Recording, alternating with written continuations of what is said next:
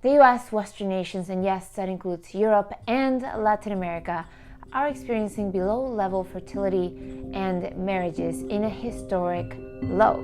Driving this, many believe, is the widening gap between men and women, and women's focus on careers instead of family. Instead of seeing family as the end goal and career or a job, that thing that supports that goal, many people see the career as the end goal. Our culture positions professional success, driving the economy and money, as the highest good, and family as something that will just sort of happen around that. And growing up, us women were taught that we, as women, were victims, and we were held back from that holy grail of fulfillment, which was careers. But now we can do it, so of course, why would we waste the opportunity that our sisters of the past didn't have? We also, in some way, even subconsciously, want to prove our worth by having a career, by making it in a career, even if we hate it. Women,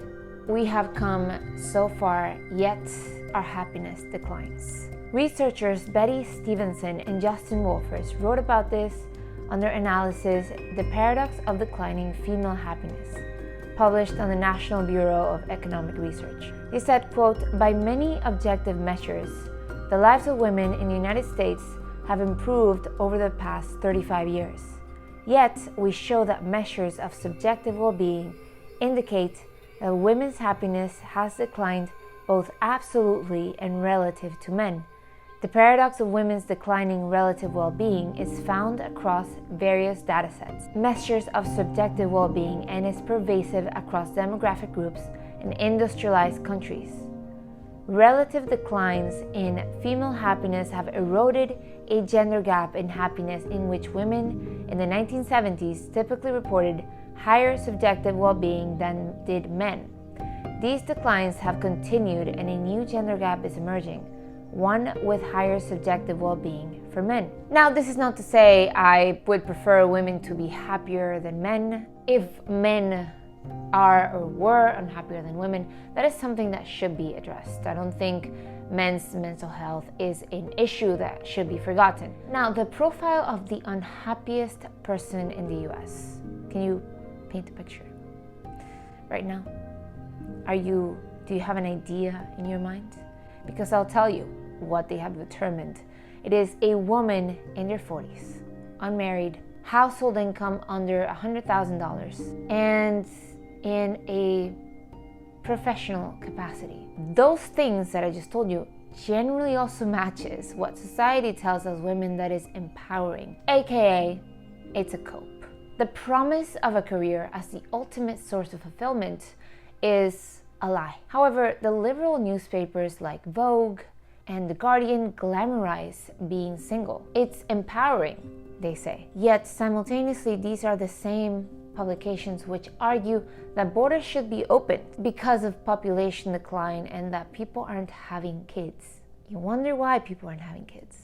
So they're indirectly or even directly arguing for replacement migration in most Western nations. Over in the UK, the Office of National Statistics shows that women not living in a couple who have never been married is rising in every age range under 70. In the decade and a half between 2002 and 2018, the percentage of those never married singletons in their 40s doubled. Now, despite the fact that liberal publications often peddle the idea that going through life single is better and empowering, I did find this article that is pretty sincere in The Guardian, titled, "Why Increasing Numbers of Women Choosing to Be Single." The article is written by a woman I believe in her late 30s or early 40s who has a sister, 35, who recently became pregnant, and she admits to feeling behind and lonely. She writes, "When Emma Watson, also not single, announced to Vogue she was self-partnered, I found myself suppressing a gag reflex. Give it another 10 years, I wanted to say. Then tell me how empowering it is, going to parties, dinners, bed alone. But there I go, living down the spinster stereotype of envy and bitterness. How is it possible that despite being raised by a feminist mother and enjoying a life rich with friendships and meaningful employment, I still feel the stigma of that word. Like many spinsters to be, I never considered myself on that track. I'd find the partner eventually. Even Bridget Jones managed it. Doesn't everyone? No, they don't. I assumed that my own situation was a temporary aberration, one that required no sense of emergency or active response. My social calendar was full. My work constantly introduced me to new people. Mother Nature would surely pick up the slack. But now my little sister was having a baby, and I was single and approaching a big birthday. I imagine a big birthday she means is 40. The odds were increasingly against me. Even if the notorious statistic that you're more likely to be killed by a terrorist than you are to find a husband after the age of 40 has in recent years been debunked. One of the cruelest tricks Spinsterhood can play is to leave you feeling like an outlier and a freak. Yet my status is far from unique, as the statistics show. Yes, there's quite a lot of women that are single in her 40s, and the number, as this article shows and other articles and the statistics show, is that the number is increasing. It says here, we're tired of Tinder, bored of Bumble. I've even been ejected by eHarmony, which last time that I logged in told me it couldn't find me a single match. This sounds to me like there is some pickiness involved.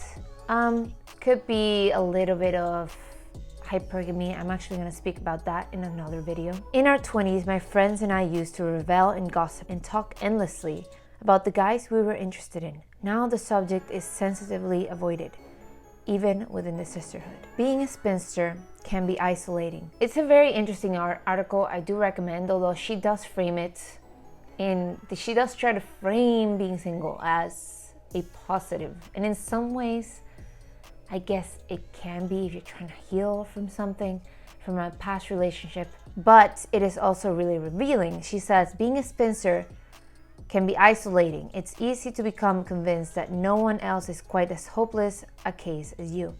It leaves us the perennially unattached, asking ourselves big questions that we daren't articulate to others. Are we missing out on the greatest emotions a human can have? Shall we slide into selfishness, loneliness, or insignificance? Who will be there for us when we grow old? And is life without intimate physical companionship one half loved and half lived? And honestly, I know there's a whole segment of YouTube recommending men being single as well, but this being growing old and alone, even though they will claim that it doesn't bother them, I have seen plenty of evidence in YouTube of men sadly sharing the fact that they're lonely and that they do not like that. And this is a state of our culture, right? She quotes someone named Ross Neal, quote, and people are conflicted. That's the mental essence of being human. They can simultaneously have contradictory feelings. On the one hand, it's totally fine to be single and I can have a nice life. On the other hand, what am I missing out on? And is there something wrong with me? As modern single women, we're not supposed to feel that we're missing out.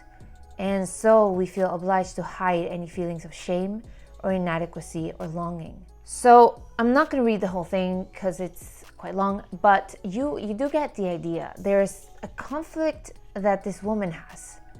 She wants to be completely fine being single in her 40s, but she isn't. And she isn't quite sure if society is to blame or is there something inside that is making her feel these feelings of inadequacy. And if at the same time she feels like she can't share those feelings because society tells her that she should be happy being single. So it's a quite interesting dynamic going on there. I do think that not all women are meant to be in a couple. I think there's room for women to take other paths. And at the same time, there's more women, generally speaking, in the population than men. So obviously, they can't all be paired up, especially if we're talking about monogamous relationships. If we're talking about polygamy, where men have multiple wives, it is then men that will be alone because the top men will take most of the women, right? And that usually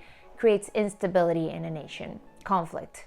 So the article does end with an attempt at celebration, at being single. And all this to say, we should do both what she says in not shaming women who, for whatever reason, cannot have children or get married, but we should also not discourage women from that traditional route, which is what it is the general sense of the conversation. Discouraging women, telling them that marriage is a prison for them.